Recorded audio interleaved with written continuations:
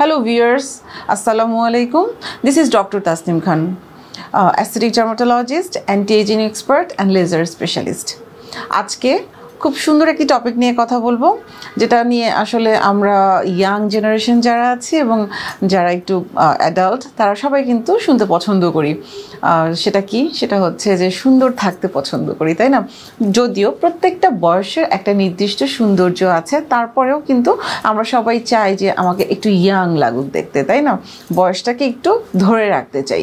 Yes, এই বয়সটাকে ধরে রাখার জন্য যে ট্রিটমেন্টগুলো আমরা করি সেটা নিয়েই আসলে আমি কথা বলবো আজকে। আমার স্পেশালিটিটা কিন্তু এটা নিয়েই কাজ করা। কি কাজ করি সেটা বলার আগে ছোট করে একটু বলে নিতে চাই বয়সের সাথে সাথে চেঞ্জেসগুলো কি আসে এবং কেন আসে। আপনারা অনেকেই নোটিস করবেন 30-র পর থেকে, বিশেষ করে কিংবা কারো কারো ক্ষেত্রেই দেখা যায় যে 25 বছর বয়সের থেকেই বয়সের ছাপগুলো আসা শুরু করে দেয়। কিভাবে আসে? আপনি যখন হাসবেন বড় করে তখন দেখবেন আপনার এই জায়গাগুলোতে রিঙ্কেল চলে আসছে। যখন আপনি কপালটাকে কুঁচকাবেন এইভাবে কিছু রিঙ্কেল আসে, ভার্টিক্যালি এবং হরিজন্টালি দুটো লাইনেই কিন্তু কপালে অনেকগুলো রিঙ্কেল বা ভাঁজ পড়ে যায়। এই যে আমাদের স্মাইল লাইন বা ন্যাজোলেভেল ফোল্ড যেটা আছে সেটাতে একটা ডিপ রিঙ্কেল পড়ে যায়, গর্তের মতো হয়ে যায়। আমাদের চোখের নিচে অনেক বড় একটা গর্ত হয়ে যায়। আমাদের চিক্সের যে ভলিউম বা যে কন্ট্রোরিংটা আছে আমাদের ফেসের, এই কন্ট্রোরিংটা কিন্তু নষ্ট হয়ে যায়। অনেক বেশি নোটিস করবেন এই দিকের স্কিনটা ঝুলে নিচের দিকে চলে আসে। সো আমাদের এই যে একটা কন্ট্রোরিং আছে জ লাইনের, এই কন্ট্রোরিংটা কিন্তু নষ্ট হয়ে যায়। আরও অনেকগুলো চেঞ্জেস আসে ফেসের পাশাপাশি। আমরা দেখি যে আমাদের গলাতেও কিন্তু রিঙ্কেলের মতো পড়ে যায়, চামড়াটা পাতলা হয়ে যায়, তাই না? শুধুমাত্র সেটা নয়, আমরা অনেকেই আমাদের ফেসের শেপটাকে কিন্তু চেঞ্জ করতে চাই। সেটা কেমন? ছোট্ট ছোট্ট কিছু চেঞ্জ করেই আমরা, যেমন নোজটাকে একটু শার্প করি কারো কারো ক্ষেত্রে দেখা যায় লিপটাকে একটু আমরা একটু ভলিউম দিই, একটু পাউট করি বা লিপ এর একটা লাইন তৈরি করি, তাই না? তো সাধারণত এই ধরনের চেঞ্জেসগুলো কেন আসে? অনেকগুলো কারণ আছে। বয়সের সাথে আমাদের কোলাজেন ফাইবার, যে ফাইবারটা হচ্ছে আমাদের স্কিনের টান টান করে ধরে রাখতে হেল্প করে, এই ফাইবারটা কিন্তু ডিস্ট্রাকশন হয়ে যায় বা ভেঙে যেতে শুরু করে এবং আমাদের স্কিনের নিচে যে ফ্যাট আছে, আমাদের বোনস আছে, এই জিনিসগুলোর কিন্তু ডিজেনারেটিভ চেঞ্জেস আসে, যার কারণে দেখা যায় যে আমাদের এই ভলিউমটা ফেসের কমতে শুরু করে এবং চামড়াটা পাতলা হয়ে রিঙ্কেল চলে আসে। ইউজুয়ালি আমরা জানি যে আমাদের ইয়াং ফেসটা আসলে কেমন, ভি শেপ এরকম। আর যখন আমাদের বার্ধক্য চলে আসে এবং সেটার একটা ইমপ্রেশন আমাদের ফেসে আসে, তখন কি হয়ে যায়? তখন এরকম হয়ে যায়। দ্যাট মিনস আমাদের এটা যখন হয়ে যায় দ্যাট মিনস আমার স্কিনটা, ফেসটা নিচের দিকে ঝুলতে শুরু করে এই শেপে চলে আসে।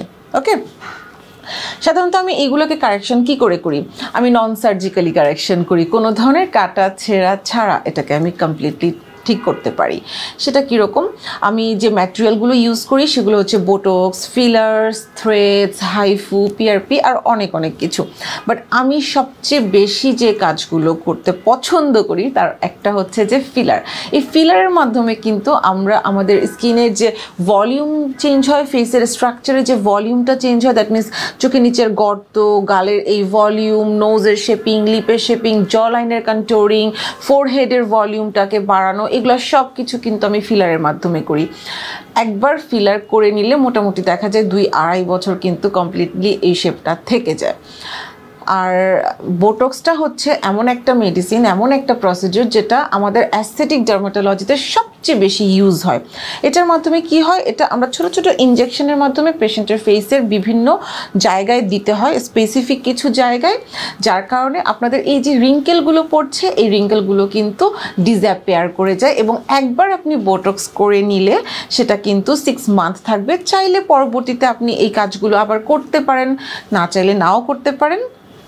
এবং আরেকটা কাজ যেটা আমি করতে খুব পছন্দ করি সেটা হচ্ছে যে থ্রেড লিফটিং।